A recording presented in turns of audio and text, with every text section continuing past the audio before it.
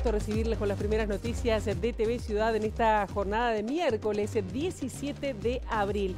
15 grados tenemos la temperatura actual, pero antes de repasar el pronóstico de meteorología, saludamos a quienes nos siguen por Uniradio, la radio de la Universidad de la República, 107.7 de FM, también por señal abierta, 6.1 y por YouTube. Bueno, le damos la más cordial bienvenida a las noticias que vienen ahora. Antes repasamos el pronóstico del tiempo brindado por Inumet, que les decimos que luego del viento de ayer que hubo aquí en Montevideo, en la jornada va a estar nubosa, pero se alejan las lluvias. Vamos a tener una jornada de hoy que la máxima va a ser de 19 grados, no sé si la pueden ver, la mínima ya fue de 13, ya la superamos, el cielo va a estar algo nuboso sin perspectiva de lluvias. Mañana jueves 18 de abril, las temperaturas extremas se van a mantener relativamente frescas, 14 y 18 grados, el cielo estará algo nuboso. Y el viernes, el 19 de abril, saben que el feriado se pasa para el lunes 22, bueno, las temperaturas van a ser 13 y 24 grados las extremas para el área metropolitana, así que bueno, una semana donde se alejaron las lluvias luego de varios días que estuvimos recibiendo aquí en la ciudad. Tenemos muchísimos temas para compartir con ustedes hasta las 9 de la mañana. Uno de ellos tiene que ver con temas políticos. Finalmente, lo que se venía manejando en las últimas horas, Mario Vergara anunciará en las próximas horas justamente que se baja de su precandidatura de cara a las internas del 30 de junio y, según se confirmó, va a apoyar a Yamandú Orsi en las internas. La definición se tomó anoche, reuniones de Fuerza Renovadora, Asamblea Uruguay y convocatoria serenista. Vamos a ver cómo sigue el anuncio en esta jornada. También hay novedades en el caso del médico asesinado hace 40 años en dictadura, el último muerto en dictadura, Vladimir Roslik, que ayer se cumplieron, como dijimos, 40 años, hubo homenajes. El militar Dardo Ivo Morales será juzgado por la causa y se suma a otros 10 militares ya formalizados por el mismo caso del médico asesinado. También vamos a estar hablando de cómo está marchando la recolección de firmas por la Comisión de Reforma de Seguridad Social, que anunció que el 27 va a presentar las firmas recolectadas ante la Asamblea General. La directora ejecutiva de la Asociación de Bancos Privados del Uruguay aseguró que sería terrible una victoria de plebiscito previsional porque desprotege a la población que intenta supuestamente proteger. Polémica entonces por estas distintas miradas sobre la seguridad social. También vamos a estar hablando de la Comunidad de Estados Latinoamericanos y Caribeños que condenó el asalto a la Embajada de México en Quito, Ecuador, y pidió que se apoye su denuncia ante la Corte Internacional de Justicia. Y sobre las 8:30 de la mañana también vamos a estar hablando de política internacional, o más bien de guerra. El caso, las claves para entender este ataque de Irán a Israel. Estaremos recibiendo con muchísimo gusto a el politólogo, docente Carlos Luján, para que nos ilumine, para tener su análisis respecto a cuáles pueden ser las consecuencias de este caso. Estos son algunos de los temas que vamos a estar compartiendo con ustedes hasta las 9 de la mañana, o sea que bueno, vamos a estar desarrollando a continuación. Y ya les decimos que comenzando el desarrollo informativo, que el Tribunal de Apelaciones en lo penal de segundo turno, como ya les adelantábamos, revocó el fallo de primera instancia y ahora el militar Dardo Ivo Morales podrá ser juzgado por la muerte del médico Vladimir Roslik hace 40 años. Ocurría un 16 de abril de 1984. La jueza Selva Siri va a juzgar a Morales en la causa que también fueron imputados, como decíamos, otros 10 militares por delitos de privación de libertad, abuso de autoridad y lesiones graves. Y en el día de hoy el Tribunal de Apelaciones Penal confirmó que dándole la razón a la Fiscalía e incluyó a este militar. Entonces hoy serían 11 los imputados por las torturas en los años 80 y las torturas en el año 84 en San Javier.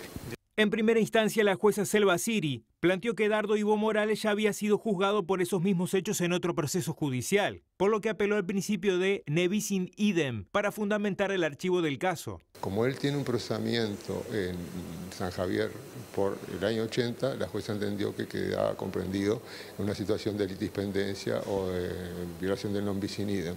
Nosotros participamos de la idea de que no, que eran hechos distintos y por eso es que solicitamos también la inclusión de esta persona y en el día de hoy el tribunal nos dio la razón. ¿Cómo sigue la causa a partir de ahora? Bueno, ahora esperemos que el tribunal confirme las otras formalizaciones, que todavía no lo ha hecho, y luego de ello nosotros estaríamos en condiciones de acusar a los 11 imputados. Seguramente la acusación va a ser en unos meses y seguramente el juicio en este año. Y vamos a recordar que Roslik murió tras ser torturado en el cuartel militar de Fraiventos, en el departamento de Río Negro, y fue la última persona asesinada durante la última dictadura militar, a 10 meses de la ocurrencia de las elecciones.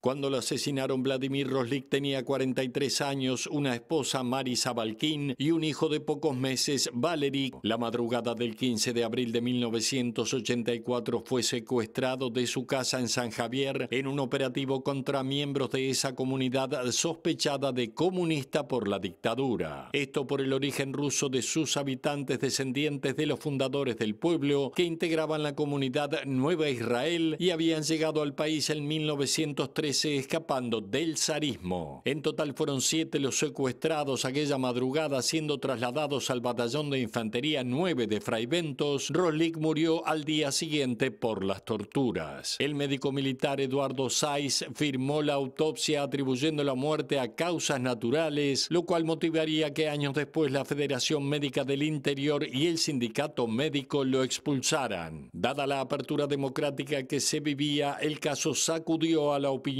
pública al punto que la justicia militar tuvo que condenar al responsable del operativo por abuso de autoridad y homicidio culpable, cumpliendo 4 meses de cárcel. Este procesamiento fue usado a partir de 2014 por la justicia como argumento para rechazar el desarchivo de la causa por ser cosa juzgada, hasta que en 2023 finalmente se reabrió. Y ayer en la Cámara de Representantes hubo un homenaje a 40 años del asesinato de Roslik. Participaron familiares del médico de San Javier, también políticos e incluso personal de la justicia. También concurrieron periodistas que integraron el semanario Jaque, que con una portada 10 años después del asesinato dio a conocer este caso. Alejandro, a 10 días, digamos, de que ocurrió el asesinato, Jaque hizo una portada y una investigación sobre el tema. Alejandro Blut, quien fuera secretario de redacción de la época, destacó el compromiso de algunos partidos en preservar la memoria. Más allá de los hechos, me quedo con la sensación de que, mira, participaron legisladores del Frente Amplio, del Partido Colorado y del Partido Independiente. Y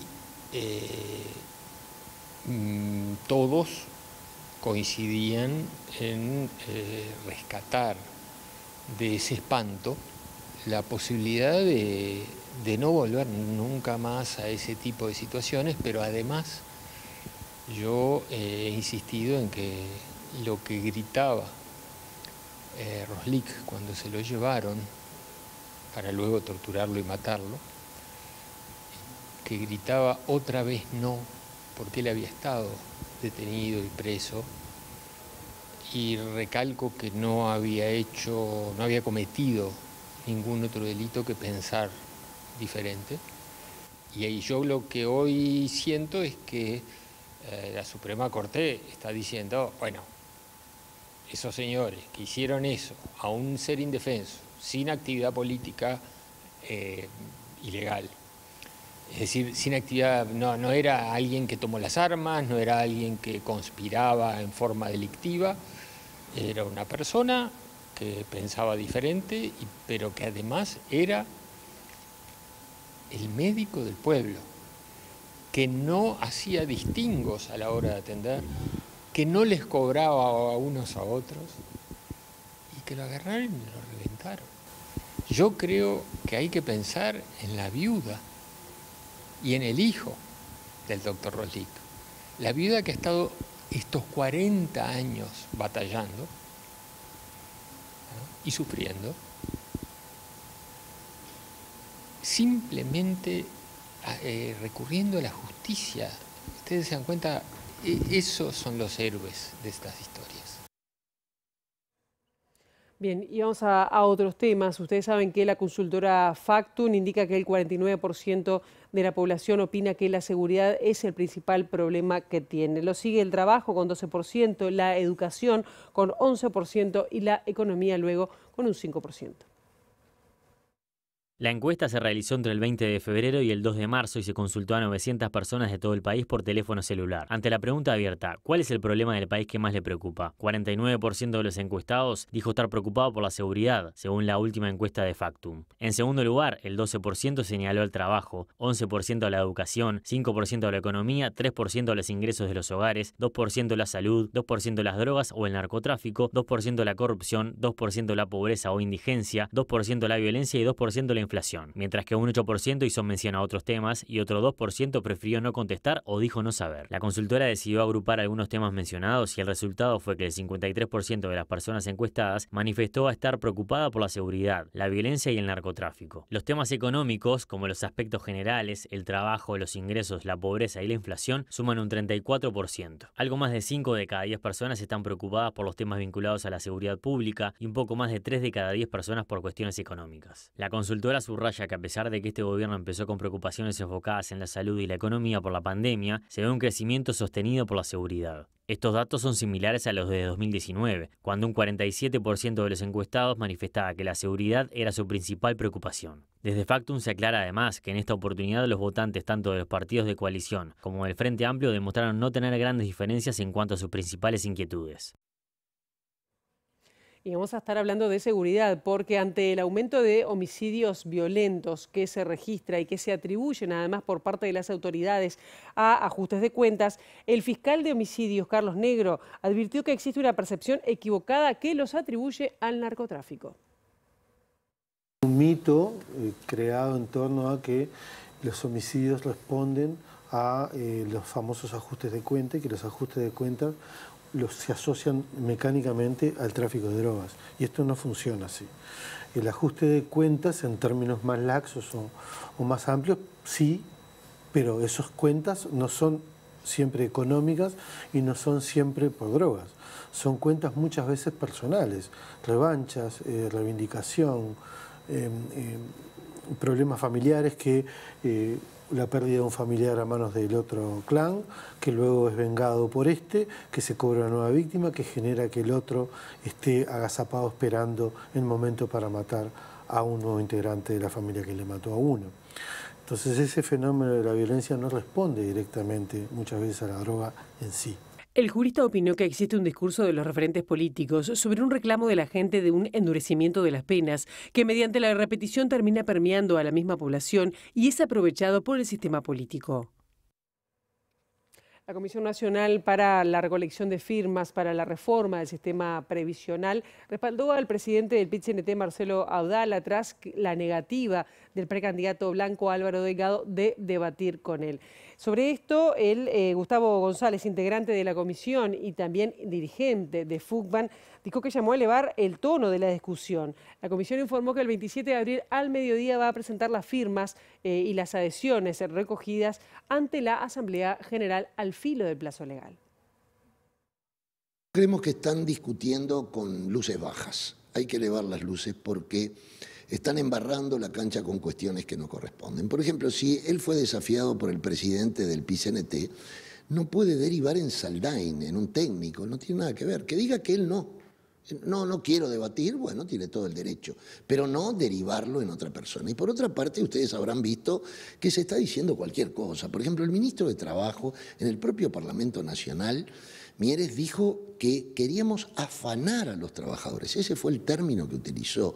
Es el ministro de Trabajo, un hombre de jerarquía en el gobierno, tiene que tener luces altas para discutir. No se puede decir que queremos afanar a los trabajadores, organizaciones como la FEU, PIT-CNT o FUCBAN. Entonces, nuestro comunicado implica, bueno, apoyar al compañero Marcelo Abdala, que dijo que quería debatir con él. No quiere debatir Delgado, que diga que no, porque no ha dado una cifra.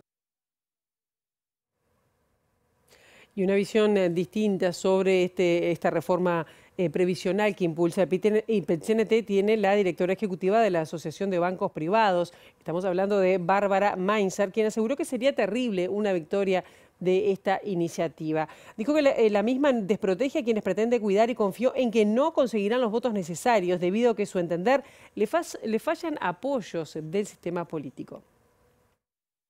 Las declaraciones las hizo en el marco de una actividad sobre la reforma previsional que impulsa el PIT-CNT, que está en juego, organizada por la Academia Nacional de Economía. Si sale esta reforma, es terriblemente negativo y es muy negativo para todas las personas en este país. Las generaciones futuras no van a poder tener los beneficios que tenemos hoy, porque el sistema de reparto tiene un acuerdo implícito. Los trabajadores de hoy financian a los actuales jubilados. Y yo creo que es mucho más solidario un sistema donde yo me financio mi propia jubilación que dejarle esa mochila a mis hijos. La edad mínima de 60 años. Los que llegan a 60 años con 30 años de servicio son personas con empleos estables, empleados públicos, empleados bancarios. Las personas con empleos más vulnerables a los 60 años de vida probablemente no tengan 30 años de aporte. Entonces las personas que más se quiere proteger, es a las que vas a terminar desprotegiendo. ¿Y qué les parece si ahora ingresamos a la arena política partidaria? La lista 22 del Partido Nacional inauguró local y manifestó su apoyo al precandidato Álvaro Delgado. Según uno de sus dirigentes, el actual director del SINAE, Santiago Caramés, la lista reúne a militantes de muchos años que se reúnen porque Delgado interpreta bien el Uruguay de ahora. A votar a Álvaro en Montevideo tenés a la lista 40, la lista 404, la lista 5, la lista 97 y ahora nos sumamos nosotros. ¿Por qué Álvaro Delgado? Y bueno, a ver, yo creo que Álvaro es una persona que, sí, se acuerdan, pero esos 2 años fueron de duros de la pandemia, que nos protegía mucho. Yo creo que los próximos 5 años también son de una persona que pueda juntar en una mesa a muchas personas diferentes para llegar a acuerdos. Yo creo que Álvaro representa eso e interpreta muy bien el Uruguay ahora, ¿no? Nosotros teníamos un lema en la elección pasada que era demos vuelta a la política. Yo creo que dimos vuelta a la política, de cierta manera dimos vuelta al país, lo pusimos en orden y ahora con Álvaro saltar al desarrollo. Sobre las características de la militancia y a qué tipo de votantes apunta la lista 22, Santiago Caramés dijo: jóvenes de mucha militancia del partido, que estamos en diferentes cargos, circunstancialmente, pero particularmente es una lista de muchos militantes.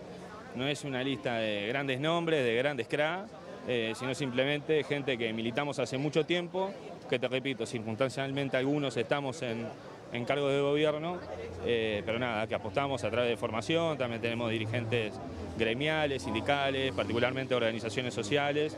Nada, eso es un poco lo que somos y bueno, nada, y veremos cómo nos va en junio primero, ¿no? Pero la idea también es seguir para octubre. Y seguimos en el Partido Nacional porque de regreso a Uruguay, Juan Sartori, el senador, se reunió con los precandidatos blancos Álvaro Delgado y Laura Raffo. Sartori informó que en 2 semanas va a tomar una definición y además anunció que dará a conocer alguna sorpresa, así lo dijo. Muchos están esperando qué decisión voy a tomar, si voy a ser candidato, si voy a apoyar a alguien. Entonces estuvimos también haciendo una actualización de cómo viene la campaña, cómo están posicionados los diferentes candidatos y cómo podríamos trabajar para aportar lo más posible, dijo Sartori en rueda de prensa. La última encuesta de Opción Consultores lo posicionó tercero en la interna blanca. Delgado, recordemos, lidera las preferencias con un 62%, lo sigue Laura Raffo con 21% y luego llega Sartori con un 9%. Por detrás de él se ubica Jorge Gandini, quien marca 3% según esta encuesta. Sartori tiene hasta el próximo 31 de mayo para presentar oficialmente su precandidatura ante la Corte Electoral. Sobre el legislador pesa además la definición de la Junta de Transparencia y Ética Pública, que lo podría inhabilitar para ocupar cargos por incumplir la ley que lo obliga a declarar su patrimonio. Y seguimos en Tiendas Blancas porque el precandidato Álvaro Delgado defendió la ley de urgente consideración en el marco del Día Mundial de la Adopción. Señaló que la LUC tuvo su efecto y resaltó que en 2023 165 niños encontraron hogar. ¿Qué pasó con la LUC? Bueno, agilitó rápidamente, en mucho tiempo, los procesos de adopciones. ¿Se acuerdan cuando dentro de las tantas manijas que dieron, primero con la pandemia, la cuarentena, después la vacuna que no llegaban, después que colapsaban los CTI, después que las vacunas no servían, pero después con la LUC, que privatizábamos la educación, que el gatillo fácil, que el desalojo express y que iba a haber tráfico de niños, ¿se acuerdan de eso? porque generamos un procedimiento mucho más rápido de adopciones. Y nosotros decíamos, no, están dadas todas las garantías, se interviene la justicia, pero es un procedimiento más rápido. Hay gurises que todos los fines de semana están mirando cuando quienes van a visitarlo están en un proceso eterno para adoptarlo. La LUC tuvo su efecto. El 2021, récord, 125 adopciones. En 2022 tuvimos 153 adopciones. En el 2023 tuvimos 165 adopciones en Uruguay. Le dimos una familia, le dimos un techo, le dimos futuro, le dimos contención, pero sobre todo le dimos esperanza a 165 gurises el año pasado en Uruguay.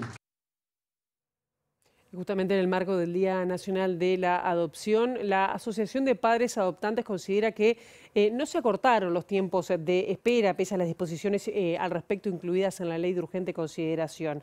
La vocera del colectivo, Aurora Reolón, reclamó más apoyo de personal técnico y dijo que hay más de 500 niñas y niñas esperando ser adoptadas. Lo que seguimos teniendo desde hace muchos años es el tema de los costos de los juicios, que es altísimo, altísimo, y tenemos que encontrar una solución. Veremos si podemos hablarlo con la Suprema Corte, si podemos ponernos de acuerdo en eso. En el caso de nosotros, el tiempo que dijeron que se iba a cortar a través de la LUC no se cortó. Sigue siendo el mismo tiempo de espera. Nosotros antes esperábamos para integrar un niño 3 años y medio. 3 años y medio. Seguimos esperando eso. Lo único que cambió es que el tiempo para entrar en el RUA, o sea, para entrar al registro, o sea, para que te den el aval, ese sí se está llegando a los 18 meses, más o menos, y a veces menos. Pero ¿cuál es el problema? El problema es que después tenemos que esperar 2 años en el RUA. O sea, estamos en el RUA, estamos en el registro, pero tenemos que esperar 2 años, porque hicimos muy rápido la primera parte y esta última parte se nos enlentece. Volvemos a repetir, más allá de todo lo que digan, hay pocos técnicos, entonces el trabajo es muy lento, es muy dificultoso para los técnicos, es muchas áreas que tienen que cubrir, están las familias que están en proceso, las familias que están dentro del RUA y las familias que ya integraron. Y volvemos ahora a temas político-partidarios porque novedades en el Frente Amplio. La Dirección Nacional de Asamblea Uruguay ratificó en la noche de este martes la decisión de convocatoria sereñista de no continuar con la precandidatura de Mario Vergara y respaldar la precandidatura del exintendente de Canelones, Yamandu Orsi. Así lo confirmó el senador Carlos Maía a través de su cuenta en X. Meses atrás, cuando el sector decidió apoyar al senador de Fuerza Renovadora, una parte importante de la dirigencia había manifestado la conveniencia de acompañar a Orsi. Convocatoria sereñista progresistas, agrupación a la que adhieren todas las fuerzas que hasta el momento apoyaron la postulación de Vergara, está integrada también por Fuerza Renovadora y el Partido Demócrata Cristiano. Hace un mes, los sectores Plataforma y Magnolia, que inicialmente apoyaron a Vergara, definieron respaldar a Orsi. Desde hace semanas, Vergara estaba evaluando qué hacer. Así lo confirmó a principios de este mes en nota con MBD Noticias, pero en las últimas horas la publicación de los resultados de diversas encuestas que han mostrado un debilitamiento de la intención de voto por su precandidatura aceleró la decisión. La más reciente fue la de Opción y según una medición de abril lo coloca tercero en una interna frente amplista con 3% de apoyo contra 49% a Orsi y 40% a Carolina Cose y una intención de 2% de Andrés Lima. O sea que hay 3 precandidaturas en el Frente Amplio. Y la precandidata por el Frente Amplio, Carolina Cose, también fue consultada sobre este tema. Dijo que respeta la definición que corresponde a los grupos que se encolumnan detrás de cada candidatura y remarcó que lo más importante es sumar al triunfo del Frente Amplio. Todos los precandidatos entendemos la interna como un aporte al crecimiento del Frente Amplio en todos sentidos, cuantitativo y cualitativo.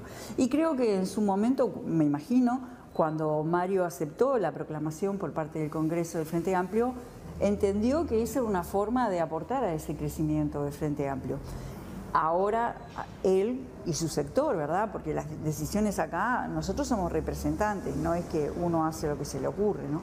Él y su sector han definido que la mejor forma de aportar es otra, y yo eso lo respeto. Acá lo importante es eso, que sigamos sumando aporte, que sigamos haciendo crecer al Frente Amplio con el programa bajo el brazo, no solo para ganar, sino para gobernar muy bien, para que el Uruguay crezca y para que nadie quede atrás. Y siguen los reacomodos y los cambios de escenario, esta vez en el Partido Colorado, porque el diputado colorado Gustavo Zubia también resolvió bajar su precandidatura y apoyar a Andrés Ojeda en la interna de su partido, según confirmó el observador, de acuerdo a fuentes políticas. Las negociaciones se cerraron este martes y Zubia prevé anunciarlo en una conferencia de prensa en esta jornada a las 12:30 del mediodía en el Parlamento. Así que bueno, pueden haber cambios todavía en el escenario de cara al 30 de junio. Vamos con otros temas, pero seguimos en temas de política partidaria. Entrevistada por Canal 5, Carolina Cose contestó a las críticas del precandidato del Partido Nacional, Álvaro Delgado, quien sostuvo que el Frente Amplio tiene definido en su programa de gobierno que aumentará los impuestos. Yo le diría a Delgado que si iba a hablar del programa del Frente Amplio, lo estudie un poco mejor. Porque el programa del Frente Amplio no es una suma de eslogans para conquistar votos confundiendo a la gente. La verdad que es un programa de cientos de páginas, escrito con mucho cuidado, y que tiene como lineamiento fundamental verdaderamente que haya crecimiento con distribución, que haya rigurosidad, que haya respeto. Hay que leerlo. Él no es quien además para hablar de este tipo de cosas, porque lo primero que hicieron al asumir el gobierno fue subirnos el IVA de un plumazo a todos. Así que, en realidad, que se ponga a trabajar en propuestas de él y que deje de apoyarse en las propuestas del Frente Amplio para hacer campaña. El ministro de Trabajo y Seguridad Social, Pablo Mieres, confirmó que están cerrados los dos locales de comida india, estamos hablando de Moya, donde se denunció la presencia de personas oriundas de India en condiciones de semi-esclavitud. Mieres agregó que el procedimiento administrativo para determinar responsabilidades comenzó tras una inspección del ministerio que constató esas irregularidades. El restaurante no está funcionando. No llegó siquiera a la clausura nuestra porque dejó de funcionar y las cuestiones están en manos de la justicia. Es un caso claro en donde la gestión de la inspección de trabajo hace saltar una situación que trasciende incluso el tema del propio derecho laboral, ¿no? Había algunas condiciones de trabajo que no eran adecuadas, como hacinamiento, condiciones de remuneración, etcétera. Y bueno, y eso depende, nosotros no, yo el ministro no soy el que juzga ni el que resuelve, es la inspección tiene su jurídica, que es la que analiza el caso, y tiene sus inspectores, que son los que van in situ a analizarlo. Prevención siempre estuvo, siempre. ¿La prevención qué quiere decir? Que vos tenés un plan de trabajo y que hay inspecciones, un número de inspecciones que tiene que realizarse a lo largo del año en cada una de las dos áreas, tanto en condiciones generales de trabajo como en condiciones ambientales de trabajo. En general, hemos tenido un nivel de actuaciones importante. El ministro señaló que no puede definir cuánto demorará el proceso administrativo y adelantó que todos los reclamos de haberes e indemnizaciones se resolverán en las audiencias futuras. Mires además confirmó que la atención de las 6 personas que estaban trabajando en situación de irregularidad están siendo atendidas por la Unidad de Víctimas y Testigos de la Fiscalía. Manifestó además que desde esa unidad que la fiscal Verónica Bujarín está a cargo del caso y recién se encuentra en etapa de declaración de las víctimas. Vamos a otros temas. El presidente de la Cámara de Comercio, Julio César Lestido, reclamó un Estado más ágil que le dé flexibilidad a las empresas. Manifestó preocupación por los efectos del atraso cambiario, la competitividad y agregó que será un tema a discutir con quienes encabecen las candidaturas presidenciales. Nos preocupa, somos conscientes de que hay un atraso cambiario que puede estar en el orden del 16%. No son cifras que decimos nosotros, son cifras oficiales. Pero a nosotros lo que más nos preocupa, sin duda, es lo que nosotros hemos denominado la competitividad de las empresas. ¿Y cómo se logra la competitividad de las empresas? Cómo hoy es un Uruguay caro. Tenemos un Uruguay caro y la mejor manera de reducir eso es hacer un Uruguay más competitivo. ¿Cómo? Y bueno, atacando la burocracia del Estado, sin duda. Nosotros tenemos mucho para hacer de las empresas, somos conscientes, pero nosotros nos movemos en un ecosistema en donde el Estado tiene una participación muy activa, muy fuerte. No renegamos a los controles, pero sí a que tener más flexibilidad, a que las empresas se puedan desarrollar más libremente, menos burocracia. La burocracia por la que tienen que pasar las empresas nacionales es alta. Y bueno, yo creo que cuando hablamos de eficiencia, cuando hablamos de competitividad, indiscutiblemente tenemos que atacar a la burocracia, poder reducir tiempos que le llevan a las empresas pedir certificados, autorizaciones, tasas. Hay una cantidad de cosas que tenemos que ver que es lo que nos tiene que permitir que el Estado sea un controlador nuestro que participe con nosotros, pero que nos permita desarrollarnos más ágilmente. Y anoche se completó la 8ª fecha del torneo Apertura con el triunfo de Liverpool ante Wanderers. Estamos hablando de 3-2 y la visita de Nacional que ganó de atrás por 2-1 a Miramar Misiones en el Francini. Liverpool 3-2 a Wanderers en la noche del martes en el Parque Alfredo Víctor Viera. El gol de Ocampo a los 39 del primer tiempo abría la cuenta para el campeón uruguayo. Vean todo lo que corre Ever Vergara, solo sin marca, va al área, el arquero le cierra el palo y vean dónde la coloca. Un lindo gol a los 7 minutos del segundo tiempo para Liverpool 2-0 a el elenco conducido por el Tony Pacheco. Jean-Pierre Rosso, venga por el segundo palo, otro golazo inalcanzable para el arquero bohemio. Wanderers reacciona con 2 autogoles. Enzo Martínez a los 18 minutos del complemento colocaba el 1-3. E Ignacio Rodríguez a los 44. El quinto gol de la noche en el Viera. Liverpool 3, Wanderers 2. Nacional le ganó 2-1 a Miramar Misiones jugando en el estadio Luis Francini. Abre la cuenta Miramar con el gol de Alexander Machado en el minuto número 36. Debutó como técnico el argentino Ricardo Caruso Lombardi en el Monito. Lo empató Nacional por parte de Gonzalo Carneiro a los 40 minutos y la victoria iba a llegar desde Paraguay porque Federico Santander a 6 del final. El triunfo para el equipo del chino, 2-1 el Bolso frente a Miramar Misiones en el Parque Rodó. Ahora hacemos una brevísima pausa y ya venimos con el segundo bloque de MBD Noticias con el politólogo Carlos Luján. No se vayan.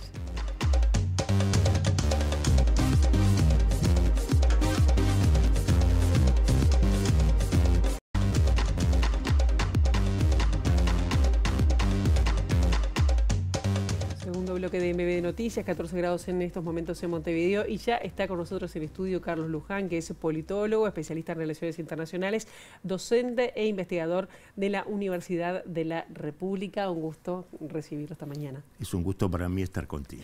Un conflicto, el de Medio Oriente, que se está complicando, por lo menos en las últimas horas, este ataque de Irán a Israel. ¿Cuál es la primera lectura o cómo se explica, digamos? ¿Cómo lo podemos entender? Mira, yo creo que esto es muy dinámico. Empecemos por poner en contexto qué es lo que está ocurriendo en el día de hoy. Hace menos de 2 horas, el Comité de Guerra israelí, que son 3 personas, el primer ministro, el ministro de Defensa y un representante de la oposición que se avino a participar, está reunido. ¿Sí? Se reunió el domingo, se reunió el martes, se vuelve a reunir hoy.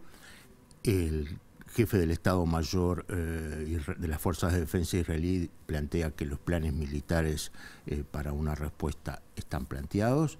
Primer elemento. Entonces, esta continuidad que no ha dado una respuesta de cese hace que esto tenga la complejidad de que está continuando. Luego, me parece muy importante la visita de David Cameron ex primer ministro británico, hoy actual canciller, ministro de Relaciones Exteriores, que se reunió en la mañana de hoy con Herzog, el presidente, y tiene una reunión con Netanyahu, que plantea la respuesta militar israelí. Es un hecho ya que damos por sentado. El punto es cuál es la magnitud de esa respuesta.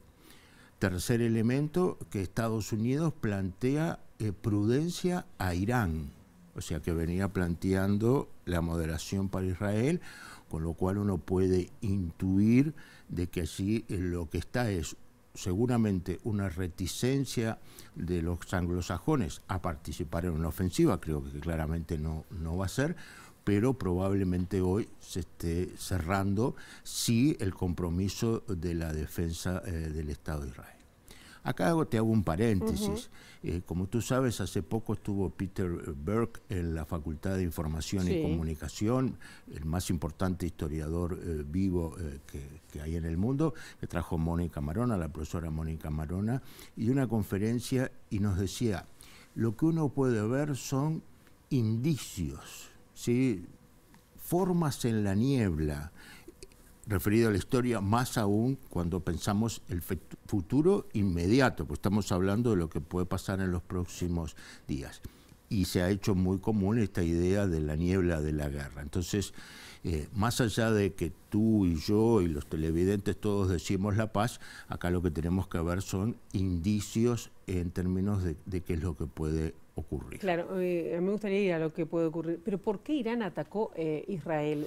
Bueno, eso es más allá del elemento puntual, ¿no? Veamos hasta dónde nos remontamos. Si nos remontamos... En 15 minutos si entra, está bien. A menos de un año. No, si nos vamos siglos es un problema. Irán promueve que Hamas, la Yihad Islámica Palestina y otros 5 grupos palestinos de Gaza se reúnan en el Líbano bajo el anfitrión Hezbollah, ¿sí? Y planean en el Líbano las acciones del 7 de octubre en las que participan estos grupos. Recordemos que de los 230 rehenes, 170 aproximadamente fueron por Hamas y 50 por la Yihad Islámica Palestina, de las cuales no ha habido ninguna liberación. Entonces empieza una coordinación allí. Las acciones del 7 de octubre. Herzog el 9 de octubre declarándole la guerra a Hamas. ¿Sí? Toda la situación entonces en Gaza, Israel, que hace menos de 2 semanas bombardea el consulado iraní en Damasco, eso es un casus bellus, o sea, y en respuesta a esto aparece entonces ya no estos grupos pro-iraníes como puede ser Hezbollah o cercanos como puede ser Hamas, sino que el propio Irán reacciona en una cantidad, en términos de los daños, muy moderados. Ahora, más allá de que conocemos lo que ocurrió en términos de las bajas civiles, con la desgraciada herida grave de esta niña beduina, se destruye la infraestructura de una base militar aérea en el desierto del Negev. Las bajas militares y las hubo son un secreto muy bien guardado, o sea, lo que uno puede saber es cuántos civiles mueren.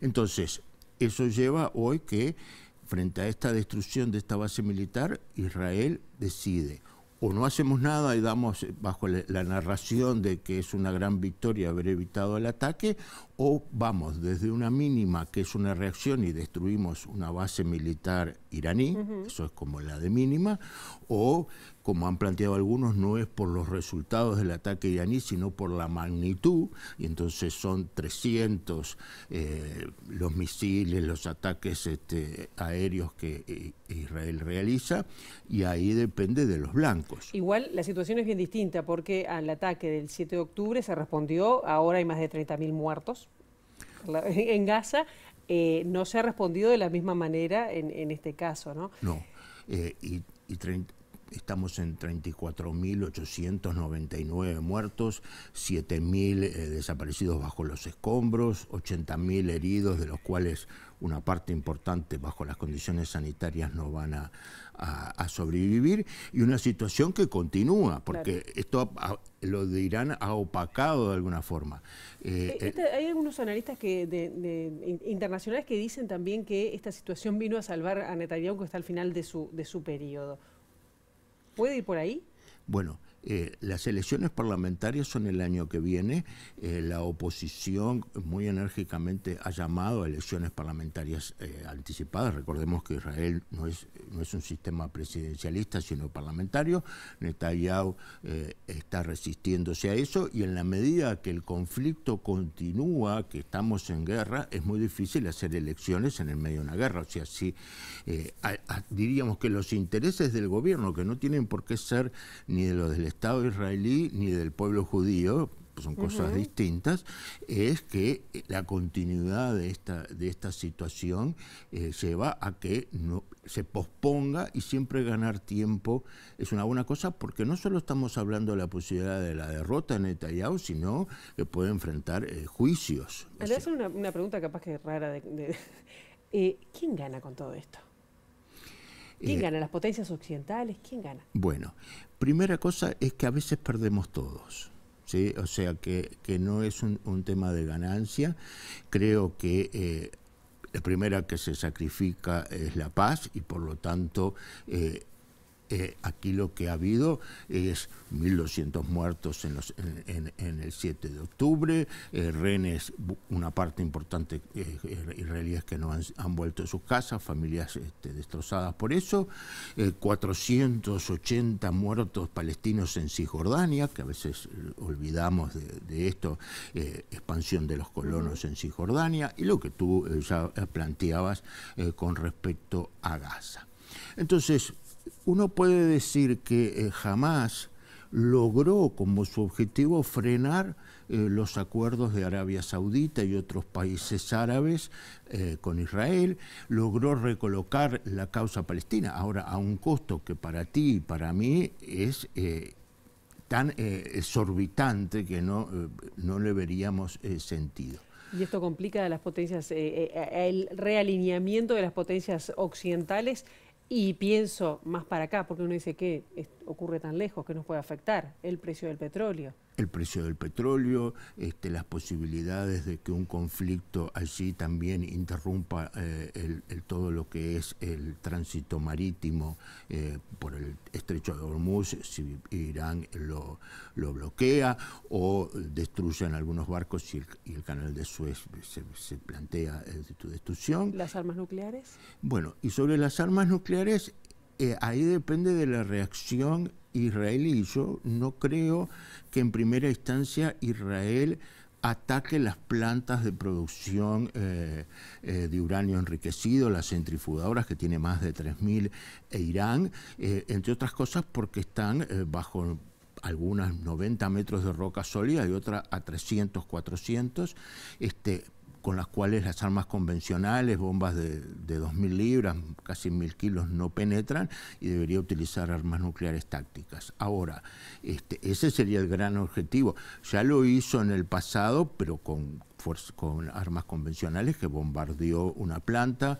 Luego, en la época de Obama, hubo un ciberataque que destruyó más del 70% de las 3.000 centrifugadoras iraníes. Pero ha matado más de 7. Que ahora se pueda ir ahora por ese lado. El punto es, supongamos la hipótesis de mínima que hay una reacción que destruye una base militar y algo así como ojo por ojo, diente por diente. Irán dice que está listo para responder 10 veces lo que se ha atacado. Y ahí la respuesta iraní va a llegar. O sea, ¿cuál es la contención para que Irán no responda a un ataque israelí? Y entonces ahí ese es el gran peligro, que es la de la escalada, ¿sí? Y entonces ahí sí estamos en una guerra, ya no entre un grupo armado, Hamás, y un Estado, el israelí, sino entre dos estados con sus ejércitos, con sus armas, y recordando, como tú bien acotabas, que Israel, aunque nunca las declaró, tiene 90 armas nucleares, tiene más de 30 F-35I, que son los aviones americanos de última generación mejorados aún, con capacidad de bombardeo, tiene los misiles Jericó 2 y 3 con capacidad de destrucción. O sea, ese es un escenario, creo que todavía lejano, pero lamentablemente si entramos en un ataque y contraataque, la escalada está presente. Y eso nos va a afectar a nosotros, porque el daño ecológico, ya sí sea de la destrucción de una planta de enriquecimiento de uranio, ya ni siquiera estoy hablando de una explosión nuclear. En el hemisferio boreal, por los vientos, podemos tener una contaminación muy importante, y eso va a traer no solo hambre, sino enfermedades. Va a ser muy complejo. Nos va a quedar pendiente, lamentablemente, cómo cambia el escenario en Gaza, pero ya lo estamos convocando para una próxima oportunidad. Gracias, Luján. Muchas gracias a ti, y reitero el agradecimiento a la Universidad de la República, a la Facultad de Derecho, a la Licenciatura de Relaciones Internacionales, al Instituto de Ciencia Política y a la Facultad de Ciencias Sociales, que me permiten poder investigar, poder enseñar, poder reflexionar con mis estudiantes y compartir contigo estas apreciaciones sobre el mundo. Muchas gracias. Gracias a ti. Y nosotros ahora vamos a Exteriores, tomamos contacto con nuestra compañera Juliana Perdomo. Juliana, estamos contigo, muy buenos días. Gracias, Pilar. Buenos días para todos. Nos encontramos en la Institución de Derechos Humanos porque tanto hoy como mañana se va a llevar adelante una cumbre de protección de las infancias que es denominada Infancia sin Violencia en las Américas. Se van a intercambiar ideas, desafíos y se va a trabajar la temática del abuso y de la explotación en niños. Y estamos con la presidenta de la institución, Jimena Fernández. Gracias por estos minutos. Bueno, Jimena, teniendo en cuenta que viene creciendo la violencia en nuestro país, ¿cuál va a ser el intercambio que se va a hacer con los otros países además? Bueno, esto es así. Se trata de una cumbre que estamos organizando con Keeping Children Safe, que es una organización de origen británico, independiente, especializada en temas justamente de violencia institucional, junto con la Embajada Británica. ¿Qué vamos a estar haciendo estos 2 días? Los cuales se puede concurrir o lo pueden mirar a través de YouTube. Vamos a estar, por un lado, haciendo como un análisis general de la situación en las Américas. Entonces vamos a tener el punto de vista de Naciones Unidas a través del Comité de los Derechos del Niño. Vamos a tener la presentación de la institución de cómo ve la protección y las situaciones de infancia en Uruguay, y el propio INAU también, así como Keeping Children. Después lo que vamos a empezar es un trabajo por mesas temáticas. Por ejemplo, el tema justicia, el tema deporte, el tema educación, el tema salud. En cada uno de esos casos, misiones de paz, en cada uno de esos casos vamos a tener la visión de expertos, sea nacionales, sea internacionales, que nos van a contar, por un lado, dónde pueden estar las principales debilidades o experiencias o desafíos, y a su vez también buenas prácticas. De lo que se trata al final, y en eso creo que es un objetivo que tenemos en común todos los organizadores, es de tratar de disminuir lo máximo posible las posibilidades de violencia institucional o, dicho de otra manera, la vulneración de derechos en el marco de una institución, sea esta del Estado o sea una organización de la sociedad civil, la que fuera, pero que se ocupe de niños de alguna manera o que trabaje con niños. Jimena, aprovecho a consultarte porque después de varios meses de intercambio, finalmente este viernes van a instalar una mesa de trabajo junto al comisionado parlamentario por los incidentes en el INR.